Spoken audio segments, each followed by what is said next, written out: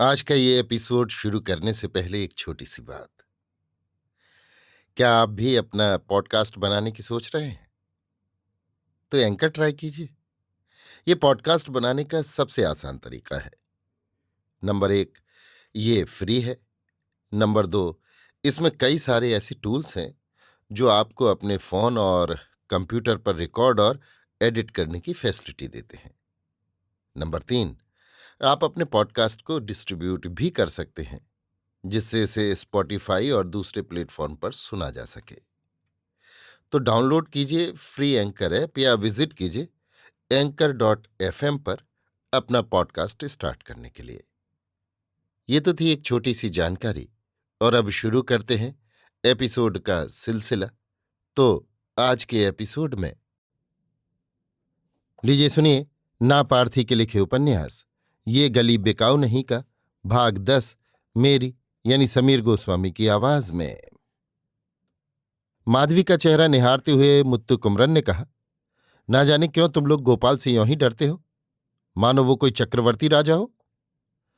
शायद आप ये भूल गए कि समाज की ऊंची चोटियों पर धनी मानी नामी गिरामी व्यक्ति ही राजे महाराजों की तरह अब भी बैठे हैं। कहीं किसी चक्रवर्ती महाराज की धौंस से डर मरने की मेरी आदत नहीं रही है। मैं खुद अपने को किसी चक्रवर्ती राजा से कम नहीं समझता। शायद इसीलिए मुझे आजकल आपसे भी डरना पड़ रहा है। गोपाल से डरने और मुझसे डरने में कोई फर्क महसूस करती हो तो मुझे गर्व होगा। कहकर मुत्तु कुमरन ने उसकी ओर देखा तो उसकी आंखों और अधरों पर मुस्कुराहट खेल रही थी। आप बड़े वो हैं, लेकिन लगता है कि मुझसे बड़े वो से ही तुम डरोगी।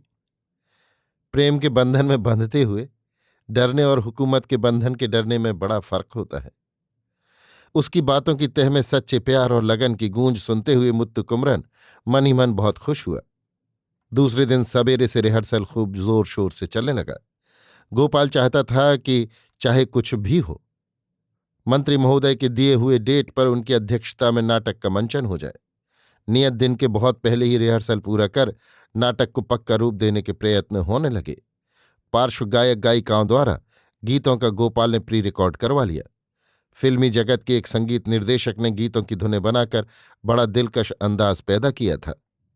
नाटक ठीक कितने समय का होगा, इसका ठीक ठीक पता लगाने के लिए फाइनल स्टेज रिहर्सल का इंतजाम एक स्थायी नाटक थिएटर में ही किया गया। गोपाल ने उसी दिन प्रेस प्रीव्यू रखने का निश्चय किया। नाटक के प्रथम मंचन और उसके बाद के प्रदर्शनों में हाउसफुल होने के लिए सभी पत्र पत्रिकाओं में प्रशस्ति मूलक शब्द ही छपे। गोपाल ने इसकी भी पूरी व्यवस्था कर रखी थी। इसके अलावा एक और योजना भी गोपाल के मन में उभर आई। मलेशिया के पिनांग से अब्दुल्ला नाम के एक धनी रसिक मद्रास आए हुए थे। वे वहां के प्रसिद्ध व्यापारियों में से थे। उनका एक पेशा ये भी था कि भारत की नाटक मंडलियों को अनुबंध द्वारा मलाया ले जाते और जगह जगह नाटक का मंचन कर पैसे बनाते और बनवाते। गोपाल नाटक मंडली के प्रथम नाटक प्रेम एक नर्तकी का, जिसका प्रथम मंचन मंत्री महोदय की अध्यक्षता में होना था, उसी दिन पिनांग के अब्दुल्ला को नाटक में बुलाने का भी निर्णय हुआ। ये आशा की गई कि नाटक देखने के बाद वो गोपाल और गोपाल की नाटक मंडली को इस नाटक के मंचन हेतु कम से कम 1 महीने के लिए मलाया सिंगापुर में अनुबंध पर बुलाएंगे। अतः नाटक मंडली वालों की ये कोशिश रही कि नाटक पूरी तरह सफल हो, ताकि अब्दुल्ला भी इस अनुबंध के लिए बाध्य हों। नाटक नाटक के लिए सफल हो या न हो, दूसरे कई कारणों के लिए सफल हो, गोपाल का ये प्रयास मुत्तु कुमरन को नहीं भाया। मंचन के प्रथम दिन जिलजिल संपादक कनियल को मुत्तु कुमारन से भेंट करने के लिए आ गया। इस समय भेंट वार्ता छपे तो बड़ा अच्छा रहेगा। गोपाल की योजना का इसके पीछे हाथ था, लेकिन मुत्तु कुमारन ने जिलजिल पर ऐसी फबती कसी कि वो सकपका गया। उसके हर सवाल का जवाब टेढ़ा मेढ़ा ही मिला। उसके प्रति मुत्तु कुमारन का कोई आदर भाव नहीं रहा। मैंने कितने ही बड़े बड़े लोगों से भेंट की है, त्यागराज भागवतर, पीयू चिनप्पा, टीआर राजकुमारी, सबको मैं अच्छी तरह जानता हूं, लेकिन मैं उतना बड़ा आदमी नहीं। हमारे जिलजिल में आपकी एक भेंट वार्ता छप जाए तो आप अपने आप बड़े हो जाएंगे। तो कहिए कि बड़े आदमी बनाने का काम आप बहुत दिनों से कर रहे हैं। हमारे जिलजिल की ये नियामत है। हाँ, जिलजिल भी तो एक नियामत है। अच्छा, छोड़िए उन बातों को, अब हम काम की बात करेंगे। हाँ हाँ, कहिए आपको क्या चाहिए। आपने कला के जगत में कब पदार्पण किया? कला जगत कहने का क्या मतलब है, पहले ये बताइए, बाद में मैं आपको जवाब दूंगा। मेरा जाना माना जगत एक ही है। उसमें भूख प्यास अमीरी गरीबी तोष रोष सुख दुख शोक संताप सब सम्मिलित है। आप तो किसी दूसरी दुनिया की बात कर रहे हैं। आप ये क्या कह रहे हैं? कला की ही दुनिया में तो आप मैं और गोपाल साहब रहते हैं। वो कैसे? आप और मैं मिलकर जिस किसी दुनिया में रह सकते हैं वैसी कोई दुनिया रह ही नहीं सकती। हाजी साहब, हम दोनों इस तरह बोलते रहें तो भेंटवार्ता की एक पंक्ति भी नहीं लिखी जा सकती। चिंता मत कीजिए, आपको जो चाहिए पूछिए, बता देता हूं। वो तो मैंने पूछ ही लिया, आप ही ने अब तक कोई उत्तर नहीं दिया। नहीं तो मैं एक काम करता हूं, एक ऐसी भेंटवार्ता लिखकर लाता हूं जिसमें आप जवाब देते हैं और मैं सवाल करता हूं। सवाल जवाब मैं फिट कर लूंगा, उसमें आप अपना दस्तखत भर कर दीजिएगा। बस। पढ़कर दस्तखत करूं या बिना पढ़े ही कर दूं?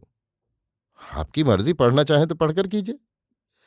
मुत्तु कुमारन को यह सुनकर बड़ा गुस्सा आया, लेकिन जिल जैसे चापलूस को एक आदमी मानकर उस पर अपना क्रोध उतारने के विचार तक को वो मन में नहीं लाना चाहता था। पर जिल का मुंह खुलवाकर गप्पे लड़ाने की इच्छा जोर मार रही थी। उसके पहले सवाल के जवाब में अपनी जन्मतिथि कुटुंब की गरिमा मदुरई की बायस कंपनी की नौकरी आदि का विवरण दिया और अगले सवाल की उससे प्रतीक्षा की। दूसरा सवाल करने के पहले ही जिल ने थके हारे मन से जेब से सिगरेट की डिब्बी निकाली और एक सिगरेट निकालकर मुत्तु कुमरन के आगे बढ़ाई। मुत्तु कुमरन ने इनकार करते हुए कहा, नहीं धन्यवाद, बहुत दिनों तक ये आदत पाले रहा, अब कुछ दिनों से छोड़ दी है। अरे रे, कला की दुनिया में जिन योग्यताओं की जरूरत होती है उनमें एक भी आप में नहीं है। मिस्टर जिलजिल, अभी आपने जो कुछ कहा उसका क्या मतलब है? सुंघनी पान सुपारी तंबाकू सिगरेट शराब औरत, इनमें एक भी ना हो तो कोई कलाकार कैसे हो सकता है? कोई हो तो नहीं मानेंगे क्या? नहीं, ऐसी बात नहीं है, मेरा मतलब है, कहते हुए जिलजिल ने सिगरेट सुलगाई। उस कुबड़ शरीर वाले जिलजिल को धुआं निकलते उगलते देखकर मुत्तु कुमरन को तमाशा सा लगा। इस बीच जिलजिल ने अपना दूसरा सवाल शुरू किया, आपका लिखा या खेला हुआ पहला नाटक कौन सा है? इतना जरूर याद है कि मैंने कोई नाटक लिखा है और खेला है, पर वो कौन सा रहा होगा यही याद नहीं आता। सर, इस तरह के जवाब का हम क्या करेंगे? आपके सभी जवाब एक जैसे मालूम होते हैं, पाठकों को दिलचस्पी होनी चाहिए ना। निश्चय ही ऐसे जवाब नहीं होंगे मिस्टर जिलजिल, क्योंकि सभी भेंट वार्ताओं में एक ही जैसे सवाल और जवाब पढ़कर पाठक उकता गए होंगे। कहकर मुत्तु कुमरन ने अपनी आवाज धीमी कर पूछा, अब तक तो ये सवाल और जवाब दोनों आप ही के लिखे हुए होते हैं ना? हाँ, बात तो सच है। कागज पर कुछ लिख लेने के बाद जिलजिल ने अपना अगला सवाल किया, आपके पसंद के नाटककार कौन है? क्यों, मैं खुद हूं। ऐसा कहेंगे तो क्या होगा, जवाब जरा नम्र हो तो अच्छा होगा। मुझे को मैं पसंद नहीं आया तो और किसको पसंद आऊंगा? अच्छा छोड़िए, अगला सवाल सुनिए। क्या आप ये बता सकते हैं कि कला के क्षेत्र में आपके क्या आदर्श हैं? आदर्श तो बहुत बड़ा शब्द है। आपके मुंह से इतनी सहजता और धैर्य के साथ इस शब्द का प्रयोग देखकर मुझे भय हो रहा है मिस्टर जिलजिल। मुझे इस बात का संदेह है कि इस शब्द का उच्चारण तक करने की योग्यता रखने वाला व्यक्ति आज की कला के क्षेत्र में कोई होगा भी या नहीं। मुत्तु कुमरन और जिलजिल इन बातों में उलझे थे कि माधवी वहां आई। आप आती हैं तो सचमुच बहार ले आती हैं, कहकर जिलजिल हंसा। किसी घोड़े की तरह उसका थोबड़ा उभर आया। ये देखकर मुत्तु कुमरन को उबकाई आई। अच्छा, अगला सवाल है मेरा, कहिए आपने अभी तक शादी क्यों नहीं की? किसी मर्द से इस तरह के सवाल पूछने और जवाब छापने से आप किसी भी तरह पाठकों को बांध नहीं सकते मिस्टर जिलजिल। परवाह नहीं, आप जवाब दीजिए। जवाब दूं? हाँ दीजिए। इनकी तरह माधवी की ओर इशारा कर मुत्तु कुमरन बोला, कोई बाहर आए तो शादी करने का विचार है। ऐसा ही लिख लूं? ऐसा ही का क्या मायने? माधवी जैसी सर्वांग सुंदरी मिले तो शादी करूंगा। नाटक मुत्तु कुमरन की ये प्रतिज्ञा है, लिख लूं? ये इच्छा मात्र है, इच्छा और प्रतिज्ञा अलग अलग है, इसे प्रतिज्ञा कहना गलत है। पत्रिका की भाषा में हम ऐसा ही कहते हैं। पत्रिका की इस भाषा को भाड़ में झोंकिए। गुस्सा मत कीजिए। छी छी, ये कोई गुस्सा है? मैं सचमुच गुस्सा करूं तो थरथरा जाएंगे आप। मेहरबानी करके मेरे अगले सवाल का बिना गुस्सा किए जवाब दीजिएगा। आपकी अगली योजना क्या है? वो तो मेरा भविष्य ही जाने, मैं क्या जानूं? अभी खूब मजाकिया बातें करते हैं। मजाकिया? हाँ, हास्य की। इसमें कौन सा बड़ा हास्य हो गया? मुत्तु कुमरन माधवी की ओर देखकर मुस्कुराया, जिल झुककर कुछ लिखने लगा। 1 मिनट इधर अंदर आइए। माधवी ने मुत्तु कुमरन को आउट हाउस के बरामदे से अंदर बुलाया तो वो उसके साथ अंदर चला गया। इस आदमी के सामने ऐसी बातें क्यों की? कैसी बातें? इनकी तरह कोई बाहर आए तो शादी करने का विचार है?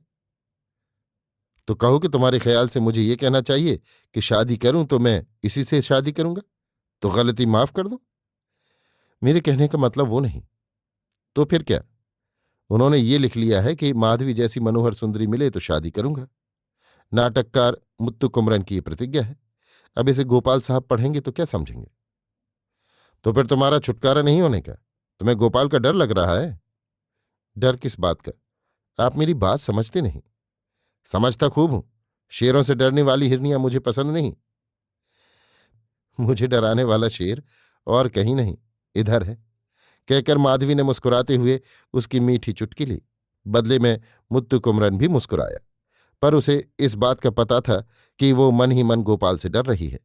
इसका फायदा उठाकर वो हद से ज्यादा उसका इम्तहान लेना या डराना नहीं चाहता था, इसलिए हंसकर रह गया। माधवी भी उसके गांभीर्य के सामने अपने को डरपोक साबित करना नहीं चाहती थी। उसने अपनी बेबसी को हंसकर टाल दिया। जिल ने और कुछ बेतुके और उबाऊ सवाल किए, मुंह तोड़ जवाब पाए और अपनी भेंटवार्ता पूरी कर चल पड़ा। उस रात को नारद गान सभा के मंच पर स्टेज रिहर्सल हुआ, जो बड़ा सफल रहा। रात के 11 बज गए। नाटक 8 बजे शुरू हुआ और ठीक 11 बजे खत्म हुआ। नाटक 3 घंटे का ही रहे या 2.5 घंटे का बनाया जाए, गोपाल ने मुत्तु कुमरन, माधवी और अन्य कुछ मित्रों से सलाह मशविरा किया। जो लोग 3 या 3.5 घंटे बैठकर सिनेमा देखते हैं, वे अच्छे सुरुचिपूर्ण नाटक देखने में आनाकानी नहीं करेंगे। किसी भी दृश्य को काटना नहीं चाहिए। नाटक जैसे का तैसा रहे। कहीं कैची चली तो वो अपना प्रभाव खोकर हल्का फुल्का हो जाएगा। मुत्तु कुमरन अपनी बात पर अड़ा रहा तो गोपाल को लाचार होकर चुप हो जाना पड़ा। दूसरे दिन शाम को मंत्री महोदय की अध्यक्षता में नाटक का मंचन होना था, इसलिए सब कुछ जल्दी घर आकर इस रिहर्सल की रात की थकान सोकर उतारनी भी थी। उन्हें कहा गया कि अगले दिन शाम को 5 बजे अन्नामलई मंडरम में हाजिर हो जाना चाहिए। ठीक 6 बजे नाटक शुरू होगा। मंत्री महोदय अंतिम दृश्य के पहले अध्यक्ष का आसन ग्रहण कर नाटक की प्रशंसा में कुछ कहेंगे। अगली रात का सारा कार्यक्रम पूरा होते होते रात के 10 बज ही जाएंगे। नाटक देखने के लिए शहर के कई प्रमुख व्यक्ति, अन्य नाटक मंडलियों के सदस्य, पिनांग के अब्दुल्ला आदि विशेष रूप से निमंत्रित थे। इसलिए स्टेज रिहर्सल के पूरे होने की रात या दूसरे दिन की सुबह नाटक को घटाने बढ़ाने या परमार्जित करने के विषय में सोचने तक को किसी को समय नहीं मिला। स्टेज रिहर्सल देखने वालों में सिर्फ जिल ही ऐसा था जो सबसे यही कहते हुए नजर आया, नाटक में हास्य कम है, थोड़ा ज्यादा होता तो अच्छा होता। मेरे विचार से पर्याप्त है। अगर कहीं कमी बेशी नजर आएगी तो दर्शकों की गैलरी से आपको बुला लेंगे। मुत्तु कुमरन ने उसे टोका तो जिल का मुंह आप बंद हो गया। दूसरी शाम को अड़ामल्ले मंडरम हाउसफुल हो गया। अनेक व्यक्तियों को टिकट नहीं मिला। फलतः निराश होकर घर लौटना पड़ गया। नाटक ठीक 6 बजे शुरू हुआ। मंत्री महोदय और पिनांग के व्यापारी अब्दुल्ला 6:45 बजे ही आ गए थे। हर दृश्य में संवाद, अभिनय और गीत प्रस्तुति के लिए तालियां बजती रहीं। मध्यांतर में पिनांग के व्यापारी अब्दुल्ला ने ग्रीन रूम जाकर गोपाल से कहा, जनवरी में तमिलों का त्योहार है। पोंगल के समय आप मलेशिया आ जाइए और 1 महीने के लिए विभिन्न स्थानों पर यही नाटक खेलिए। 2 लाख रुपए का कॉन्ट्रैक्ट है। आने जाने का खर्च, ठहरने की व्यवस्था, ये सब हमारे जिम्मे है। उम्मीद करूं कि आप हमारी गुजारिश पर जरूर आएंगे। ये सुनकर गोपाल फूला न समाया। अपनी इच्छा को पूरे होते हुए देखकर उसका दिल बल्लियों उछलने लगा। मध्यांतर के बाद नाटक ने नाटकीय मोड़ लिया और उसमें और भी चमक भरी गति आई। माधवी के नृत्य, अभिनय और गान को सुनकर ऐसी करतल ध्वनि हुई कि सभा भवन हिल उठा। अंतिम दृश्य के समापन के पूर्व मंत्री महोदय और अब्दुल्ला मंच पर आए। मंत्री के सामने माइक रखी गई, हार पहनाया गया। इसके बाद वे बोले, तमिल समुदाय के स्वर्णिम युग का ये नाटक ये प्रतिपादन करता है कि इसके पहले हमें ऐसा कोई नाटक देखने को नहीं मिला। भविष्य में भी इसकी कोई आशा नहीं कि मिलेगा। न भूतो न भविष्यति की सूक्ति को ये नाटक चरितार्थ करता है। वीर, शौर्य और प्रेम से परिप्लावित इस दृश्य काव्य के प्रणेता का मैं हृदय से अभिनंदन करता हूँ। भूमिका में उतरे पात्रों को साधुवाद देता हूँ और अंत में आज के दर्शकों और भविष्य के दर्शकों के भाग्य की सराहना करता हूँ। इस संस्तुति माला पहनाने के साथ ही मंत्री महोदय ने गोपाल को फूलमाला पहनाई। गोपाल को तत्काल मुत्तु कुमरन का ख्याल हो आया, कहीं मुत्तु कुमरन बुरा न मान जाए। इस डर से दर्शकों की गैलरी में पहली पंक्ति में सामने बैठी हुई मुत्तु कुमरन को मंच पर बुलवाया और पिनांग के अब्दुल्ला के हाथ में एक माला देकर उसे पहनाने की प्रार्थना की। मुत्तु कुमरन ने भी मंच पर आकर तालियों की गड़गड़ाहट के बीच अब्दुल्ला के हाथों माला स्वीकार की। इतने ही से संतोष कर नाटक का अंतिम दृश्य आरंभ हो गया होता तो अच्छा होता। तुम भी 2 शब्द बोलो उस्ताद, कहकर गोपाल ने मुत्तु कुमरन के आगे माइक बढ़ाई। मुत्तु कुमरन उस समय घमंड के नशे से चूर था। उसके भाषण में भी वो नशा खूब उभर आया।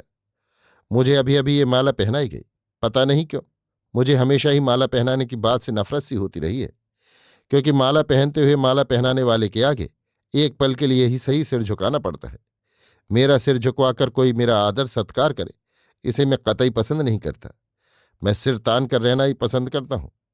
मेरे गले में माला पहनाने के बहाने साधारण से साधारण व्यक्ति भी अपने सामने मेरा सिर झुकवाने की हैसियत रखे, ये कैसी विडंबना है।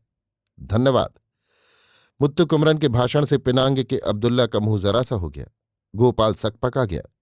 मुत्तु कुमरन किसी बात की चिंता किए बिना सिंह की चाल से मंच से उतरकर अपने आसन की ओर बढ़ा।